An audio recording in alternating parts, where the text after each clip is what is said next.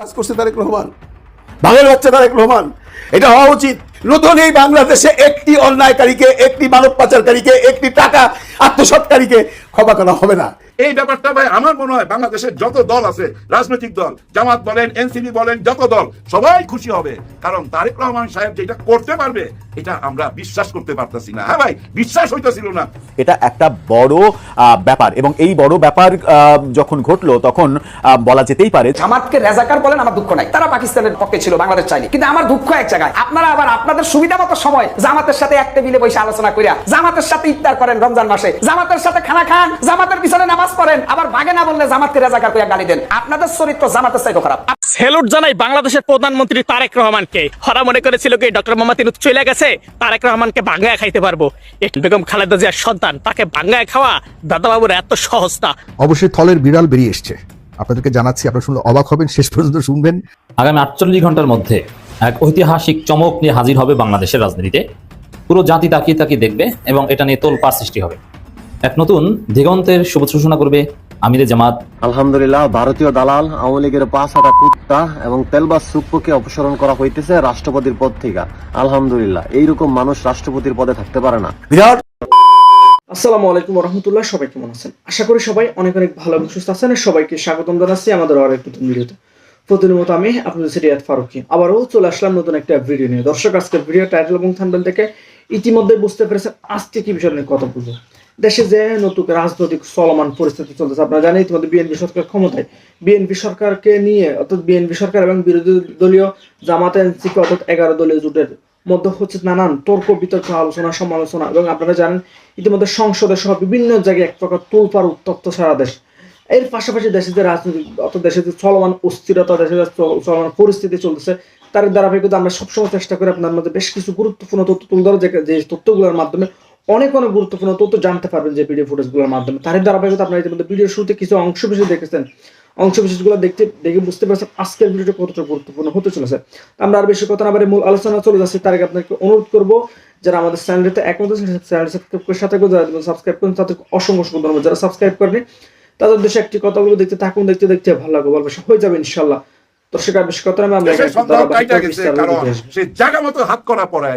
এই ব্যাপারটা ভাই আমার মনে হয় বাংলাদেশের যত দল আছে, রাজনৈতিক দল, জামাত বলেন, এনসিপি বলেন, যত দল সবাই খুশি হবে। কারণ তারেক রহমান সাহেব যেটা করতে পারবে এটা আমরা বিশ্বাস করতে পারতেছি না। হ্যাঁ ভাই, বিশ্বাস হইতেছিল না। মনে হইতেছিল উনি আর্মিদের সঙ্গে সমঝোতা কইরা, আপোষ কইরা এই বাংলাদেশে আসছে। না, কোনো সমঝোতা করে নাই, শুরু করে দিছে। আই হ্যাভ এ প্ল্যান বলছে না, ওই প্ল্যানের অংশ কিন্তু এটা। এখন আপনি বলতে পারেন ভাই আপনি এত খুশি হইতেছেন কেন? খুশি হইতেছি একটি কারণে, গত 54 বছরে তো এরকম ঘটনা দেখি নাই। অনেককেই জেলে যাইতে দেখছি ভাই, অনেককেই জেলে যাইতে দেখছি, কিন্তু আর্মিদের জেলে যাইতে দেখছেন দেখি নাই। আর্মিদের কর্মকাণ্ড নিয়ে যে তাজুল ইসলাম আইসা বলতো না, আন্তর্জাতিক বিচার ট্রাইব্যুনালের prosecutor, chief prosecutor Tajul Islam বলতো না, ওই যে জিয়াউদ্দিন নৌকাতে কইরা নিয়ে যায়, এখানে গান ঠেকায়া, হাত ঠেকায়া, গরম রক্তের স্বাদ নিত। এইসব সত্য তো তুইলা ধরছে, তাই না? তুইলা ধরার কারণেই কিন্তু ওইখান থেকে আউট হয়ে গেল। আমরা এটাই মনে করতেছিলাম, হায় হায় এখন কি আর বিচার হবে? এখন আমরা বিশ্বাস করি বিচার হবে। হ্যাঁ, বিচার হবে। এই মাসুদকে যখন ধৈরা ফেলাইছে, হ্যাঁ মাসুদরা কোনোদিন ভালো হইতে পারলো না। এই মাসুদ উদ্দিনকে যখন ধৈরা ফেলাইছে তখন কিন্তু আর অবিশ্বাস করার কোনো সুযোগ নাই। এই মুহূর্তে আছে ডিবি অফিসে, আজকেই আদালতে নেওয়ার কথা। আদালত থেকে নিশ্চয়ই রিমান্ডে আসবে, আর রিমান্ডে আসার পর তার সাথে কি আচরণ করা উচিত এটা আপনারা মনে মনে ভাইবা নেন, কি আচরণটা করা হবে। ভাই ঠিকই আছে, কারণ কি জানেন, এই ধরনের বিচার যদি না হয়, অর্থাৎ সে যেই হোক না কেন, হইতে পারে সে আর্মি জেনারেল, হইতে পারে সে বড় পুলিশ অফিসার, হইতে পারে র্যাব অফিসার, তাতে কি যায় আসে? অন্যায় করলে তো বিচার হইতেই হবে। আর ওই বিচারটা শুরু হইলো। হ্যাঁ, দেখতে ভালো লাগছে ভাই। এই জেনারেল মাসুদের বিচার হওয়া মানে কি জানেন? সবাই বিচার হবে, সে যেই হোক না কেন তার বিচার হইতে হবে। বিচারের সংস্কৃতি যদি চালু না করা হয় তাহলে দেশ কোনোদিনই ভাই নিজের লাইনে আসবে না, সঠিক পথে আসবে না। এটা তো সবাই জানেন। কেউ বিচারের ঊর্ধ্বে না, এটাই তো প্রমাণ করতে হবে তারেক রহমান সাহেবকে। হ্যাঁ, তারেক রহমান সাহেব যেভাবে বিচার কার্য চালু করে দিয়ে গেছে, আন্তর্জাতিক বিচার ট্রাইব্যুনালের বিচার যেভাবে চলতেছিল সেই গতিতেই চলতে হবে। যারা এসি বাসে করে আসতেছিল তাদেরও বিচার হইতে হবে। এই জেনারেল মাসুদেরও বিচার হইতে হবে। ও একা না, ওর সাথে আরো অনেকেই ছিল। ওর কাছ থেকে রিমাইন্ডে ওই নামগুলো টাইনা বাইর করতে হবে, তাদেরকে বিচারের আওতায় আনতে হবে। সবাই বিচারের আওতায় আনতে হবে। অন্যায় করলে ছাড় দেওয়া যাবে না, তাহলে দেশটা সুন্দর পথে যাবে এবং সারা বাংলাদেশের মানুষের বিশ্বাস পাবেন। আর দোয়া পাবেন কখন? যখন আপনি জুলাই সনদপত্রের ঘোষণা দিবেন, বৈধতা দিবেন, তখনই কিন্তু দোয়াটাও আসবে। এখন আপনাকে মন থেকে পছন্দ করতেছে। যদি দেশের মানুষের দোয়া চান, তাহলে জুলাই সনদপত্রের স্বীকৃতি দেন, 24কে স্বীকৃতি দেন এবং সমস্ত অপরাধীর বিচার করবেন। আর যারা অপরাধ করে নাই তাদেরকে মুক্ত করে দেন। প্রতিহিংসার রাজনীতিতে যায়েন না, তবে এর বিচার করতে হবে। মেরুদণ্ড ভাঙার হিসাব তার কাছ থেকে নিতেই হবে। এই জুলুমের বিচার হইতে হবে। আর নিরপরাধ যারা, তাদেরকে ক্ষমা ঘোষণা করে দেশে ফিরে আনতে হবে। ভাই, অনেকে বিদেশে রয়ে গেছে, যেমন আমাদের সাকিব আল হাসান, ওকে দেশে ফিরে আনেন। খেলার মাঠে দেখতে চাই বিশ্বের সেরা প্লেয়ারকে, আর আমাদের দেশের রাজনীতিবিদদেরকে আমরা রাজনীতির মাঠে দেখতে চাই। জুলাই সনদপত্র যতক্ষণ আদায় না হবে, ততক্ষণই ভাই ওই এক দাবি নিয়ে আগে যাইতে হবে। তবে আমার বিশ্বাস বিএনপি সরকার সমস্ত দাবি মেনে নিবে। জামাত শিবির আগামী 48 ঘন্টার মধ্যে এক ঐতিহাসিক চমক নিয়ে হাজির হবে বাংলাদেশের রাজনীতিতে। পুরো জাতি তাকিয়ে তাকিয়ে দেখবে এবং এটা নিয়ে তোলপাড় সৃষ্টি হবে। এক নতুন দিগন্তের শুভ সূচনা করবে আমিরে জামাত, জাতীয় সংসদের প্রধান বিরোধী দলীয় নেতা ডাক্তার শফিকুর রহমান। এটা নিয়ে তোলপাড় সৃষ্টি হবে। অনেকে কান্নাকাটি করবেন, অনেকে ফতোয়াবাজি করবেন, কিন্তু কিছু করার নাই। এটা হবে এক নতুন অগ্রযাত্রা। দর্শক, 26শে মার্চ উপলক্ষে জাতীয় স্মৃতিসৌধে যাবেন আমিরে জামাত। এর আগে শহীদ মিনার জয় করে এসেছেন আমিরে জামাত। It's very significant. কেন সিগনিফিকেন্ট আমি আসি। এবার স্মৃতিসৌধে যাবেন। এর আগে শহীদ মিনারে জামাত ইন, এর মানে শাহবাগী আউট। শুধু আমিরে জামাত শহীদ মিনার গিয়েছেন তা না, শহীদ মিনারকে ইসলামাইজ করেছেন। ওখানে দোয়া মোনাজাত হয় পশ্চিম দিকে ফিরে। প্রধানমন্ত্রী থেকে শুরু করে 3 বাহিনীর প্রধান দোয়া মোনাজাত করে। এর মানে শহীদ মিনারকে জামাত ইসলামাইজ করেছে, জামাতের পদচারণায় মুখরিত হয়েছে। আর জামাত ইন করেছে মানে ওইখানে শাহবাগীদের কোনো খাওয়া নেই। এরপরে জাতীয় স্মৃতিসৌধে, সেখানে বাকি ছিল। অবশ্যই স্মৃতিসৌধে সাবেক মন্ত্রী, সাবেক আমিরে জামাত মাওলানা মতিউর রহমান নিজামী সহ জামাত নেতৃবৃন্দ একবার গিয়েছিলেন, জাস্ট একবার। কিন্তু এখন থেকে জামাত নিয়মিত যাবে। এর মানে শহীদ মিনার, স্মৃতিসৌধ, এগুলোতে জামাতের পদচারণা থাকবে নিয়মিত এবং ওই জায়গাগুলো ইসলামাইজড হবে। স্মৃতিসৌধও দেখবেন যে দোয়া করা হচ্ছে। এমনকি আমি বিশ্বাস করি প্রধানমন্ত্রী থেকে শুরু করে 3 বাহিনী প্রধান, মন্ত্রী পরিষদ সদস্যবৃন্দ, তারাও দোয়া করবেন। এমনকি রাষ্ট্রপতি চুপ্পুও দোয়া করবেন। তো এখানে এটা জামাতের ইতিহাসে, বাংলাদেশের রাজনীতির ইতিহাসে একটা সিগনিফিকেন্ট প্যারাডাইম শিফট হবে যে জামাত শহীদ মিনার গেছে, এবার স্মৃতিসৌধে যাবে। এটা নিয়ে কেউ ফতোয়াবাজি করবেন, কিন্তু দিন শেষে যেটা হবে, ওই ফতোয়াবাজির কোনো প্রভাব থাকবে না। ইসলামিক অঙ্গনও জামাতের সুপ্রিমেসি থাকবে এবং বাংলাদেশের কালচারাল অঙ্গনও জামাত প্রতিষ্ঠিত হচ্ছে। এবং জামাত বিএনপি এটা যৌথভাবেই করছে। ওখানে যে কি করবে, জামাত কি করবে, বিএনপি কি করবে, এ বিষয়ে তাদের মধ্যে আন্ডারস্ট্যান্ডিং রয়েছে। প্রধান বিরোধী দল যদি শহীদ মিনারে না যায়, স্মৃতিসৌধে না যায়, এটা সরকারি দলের জন্য বিব্রত করে। এই কারণে একটা আন্ডারস্ট্যান্ডিং যে আপনারাও আসবেন, আমরা তো আসি। আপনাদের যে স্বতন্ত্র দোয়া মোনাজাত, ইসলামিক কালচার, সেটা আমরাও পালন করবো, আপনারাও করবেন, আপনারাও আসবেন। মোটের উপর এটা নিয়ে বিতর্ক হবে না। এর মধ্য দিয়ে শাহবাগ আউট হয়ে যায়, উদিচি, আওয়ামী লীগ এগুলো অস্তিত্বহীন হয়ে যায়। তো বাংলাদেশের স্মৃতিসৌধ, শহীদ মিনার এগুলো এখন জামাতি। যখন আমিরে জামাত স্মৃতিসৌধে যাবেন, পুরো জাতি তাকিয়ে দেখবে। এটা নিয়ে সেই ফুটেজগুলো সোশ্যাল মিডিয়া ভাইরাল হবে, স্ক্রিনশটগুলো ভাইরাল হবে এবং সাংবাদিকরা প্রশ্ন ছুড়ে দিয়ে বিব্রত করার চেষ্টা করবেন, কিন্তু কোনো লাভ হবে না। তো দর্শক, সবচেয়ে বড় বিষয় যে বাংলাদেশের কালচারাল গ্রাউন্ড থেকে শাহবাগ আউট হয়ে যাচ্ছে। শাহবাগীদের কোনো খাওয়া নেই। এটা বিএনপি জামাত যৌথভাবেই করছে।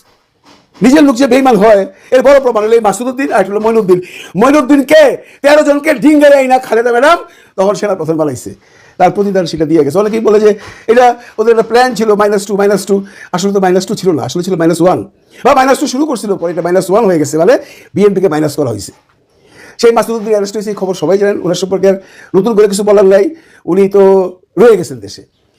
সেই মঈনুদ্দিন ফখরুদ্দিন কিন্তু ভাইগা গেছে, এখনো বিদেশে আছে, বোধহয় আমেরিকা, কেরালাতে আছে। মাসুদউদ্দিন বহাল তবিয়তে ছিলেন। শেখ হাসিনা তাকে অস্ট্রেলিয়ার হাই কমিশনার বানাইছিল, দীর্ঘ 6 বছর সে ওখানে ছিলেন। তারপরে দেশে আসছেন, দেশে এসে ব্যবসা করতেছেন বহাল তবিয়তে। এত ঝড় তুফান গেল, ইউনুস সরকার গেল, কেউ তার টিকিট আরও ধরতে পারলো না। তাহলে মামলা কিন্তু ছিল অনেক, এবং অনেকদিন থেকে মামলাগুলো আছে। দুদকের মামলা আছে, অর্থ পাচারের মামলা আছে, মানব পাচারের মামলা আছে, ফেনীতে মামলা আছে, কুমিল্লায় মামলা আছে, দুদকে মামলা আছে, কিন্তু অ্যারেস্ট করে নাই। এখন প্রশ্ন আসতেছে সবার কাছে যে তাহলে কি তারেক রহমান তার রিভেঞ্জ দিচ্ছে? ভাই আমার মনে হয় না, আমার মনে হয় না। এই জন্য যদি রিভেঞ্জ নিত তাহলে সে প্রথম দিনই নিত। এখন অ্যারেস্ট হওয়ার পর ডিবি প্রধান পরিষ্কারভাবে বলছেন, তাকে যখন সাংবাদিকরা প্রশ্ন করছেন যে ওনার তো 111 অনেক কুকর্ম আছে, সেগুলো বিচার হবে না, ডিবি প্রধান তখন বলছে কেউ যদি মামলা করে, কেউ যদি বিচার দেয়, অবশ্যই আমরা খতিয়ে দেখবো। তাহলে কেউ মামলা দেবে না? দেবে। বিএনপির কেউ না কেউ মাসুদউদ্দিন সম্পর্কে মামলা দেবে। তারেক রহমান না দিলেও তাকে কেউ ক্ষমা করবে না। তারেক রহমান তো হিংসা রাজনীতি করবে না, এটা বোঝা যায়। তাহলে তো উনি আইসাই করতো এটা, তাই না? উনি ক্ষমতা নিয়েছে প্রায় 1 মাস, এতদিন পরে কেন? হ্যাঁ, এখন অনেকেই বলতেছে যে যেভাবে তাকে অ্যারেস্ট করা হয়েছে তার ডিওএইচএস এর বাড়ি থেকে, সেইটা তারেক রহমান সাহেবের হুকুম ছাড়া সম্ভব না। সেইটা হইতে পারে। তারেক রহমান সাহেবকে তো জিজ্ঞাসা করছে, স্যার ওনার নামে এতগুলো মামলা আছে, ওনারা কি আমরা অ্যারেস্ট করতে পারি? ও তো বলছে ভাই তোমাদের আইনের মধ্যে চলো। কিন্তু তারেক রহমান কিন্তু বলে নাই যে হ্যাঁ ওরে ধরো, ও আমার অত্যাচার করছিল, ওরে ধরো। বলে নাই, বলতেও হবে না। কিন্তু এটা বলার জন্য অনেক শুভাকাঙ্ক্ষী আছে তারেক রহমানের পিছনে, যারা চায় এই অত্যাচারের বিচার হোক। কারণ ভাই আপনি যে দলই করেন, তারেক রহমান যদি কোনো অন্যায় তখন করে থাকে, সে যদি কোনো রকম অপকর্ম করে থাকে, দুর্নীতি করে থাকে, বিচার হবে। তাকে এইভাবে নিয়ে আপনারা অমানসিক অত্যাচার করতে পারেন না। এটা কোনো সভ্য সমাজে হয় না।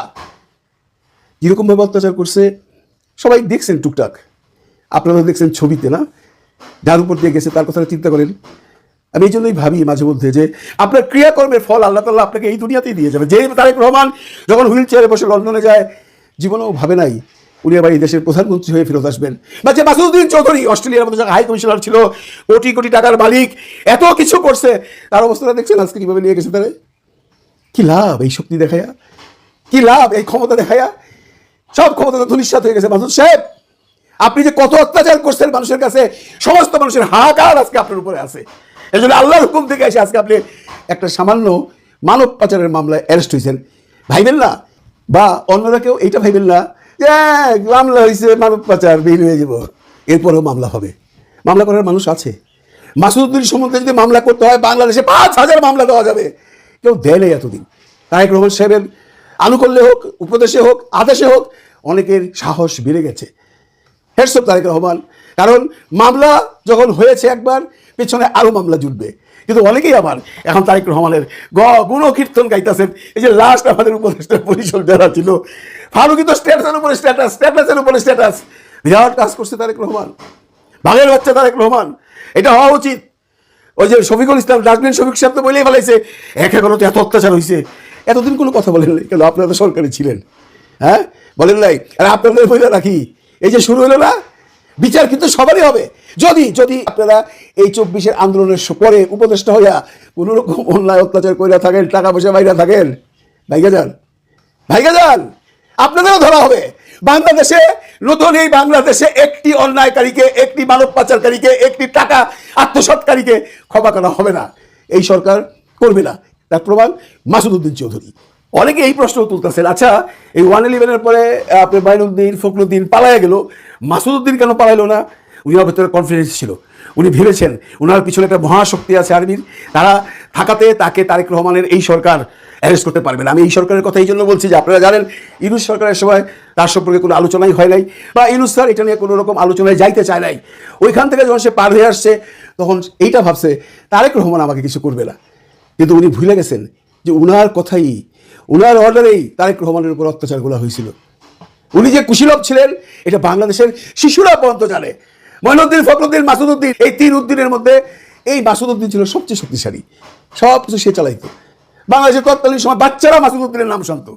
অনেকে ভাইতে করে কইতো, জানেন আমি এমনও শুনছি, বাচ্চারা ঘুম পাড়াবার সময় আমরা আগে বলতাম এই ঘুমাও ঘুমাও, পুলিশ আসবে।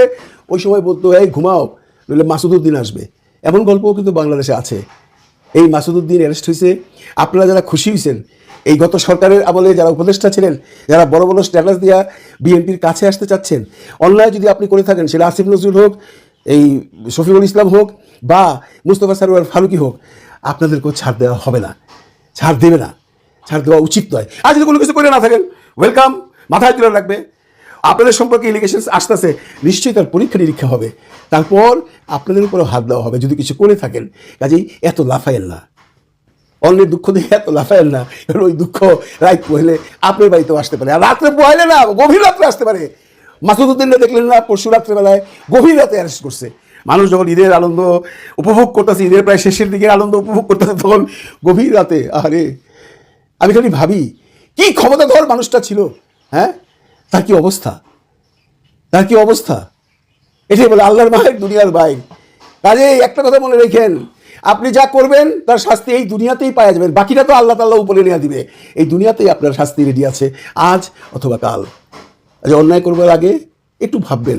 তো প্রিয় দর্শক, ইতিমধ্যে আপনারা সবাই বেশ কিছু ভিডিও ফুটেজ দেখেছেন, যে ভিডিও ফুটেজগুলোর মাধ্যমে আশা করি অনেক অনেক তথ্য আপনারা ইতিমধ্যে জানতে পেরেছেন কি বিষয়টা নিয়ে অবশ্যই আপনার মূল্যবান মতামত কমেন্ট করে জানাতে বলবেন। আর অবশ্যই কে কে কোন জায়গা থেকে আজকে ভিডিওটা দেখেছেন এবং কি বুঝতে পারছেন এই বিষয়ে আপনি আপনার মূল্যবান মতামত থাকলে কমেন্ট করে জানাতে ভুলবেন না। ভালো থাকুন, সুস্থ থাকুন, আমাদের চ্যানেলের সাথে থাকুন, সাবস্ক্রাইব করে দেখাবো না কোনো ভিডিওতে। আল্লাহ হাফেজ।